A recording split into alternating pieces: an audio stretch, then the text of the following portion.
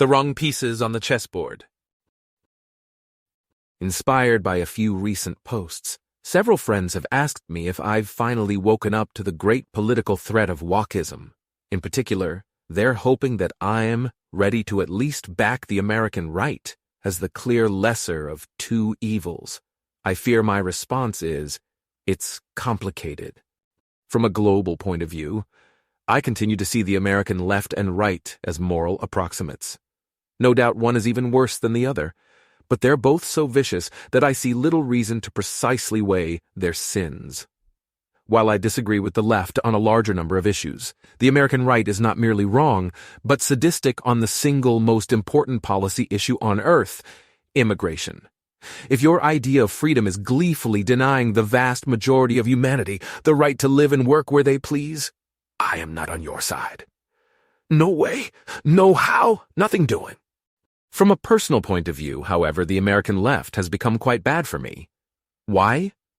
Because as a university professor, the left surrounds me. As my colleague Dan Klein has conclusively documented, academia isn't merely overwhelmingly leftist. Outposts of dissent from left-wing orthodoxy are rapidly vanishing. And don't believe the nonsense that the median academic is moderate. A Bernie Sanders supporter could easily fancy himself a moderate when a quarter of his colleagues are self-identified Marxists. Even tenure at a public university no longer fully insulates me and my friends from thinly veiled indoctrination and censorship. I worry that in a decade or two, there will be virtually no new positions left in academia for my students, friends, and family. Would the right do the same if they had the chance? Plausibly, though the right has done precious little to defund higher education to cut their foes and academia down to size.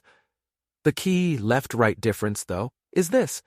Unlike the left, the right doesn't have the right pieces on the chessboard to harm me personally. I could go out of my way to antagonize and insult the right, free of fear, because with few exceptions, they're not my administrators, not my colleagues, not my students, and not my customers. In contrast, when I write about the Orwellian left, friends privately warn me to shut up, and these friends have a point. Tenure doesn't enforce itself.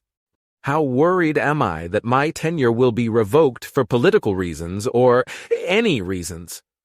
I'd still assign it no more than 2% for my career, yet I'd assign a 40% chance that GMU will severely mistreat me for dissent before I die.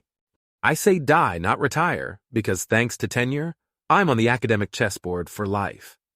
October 19th, 2020.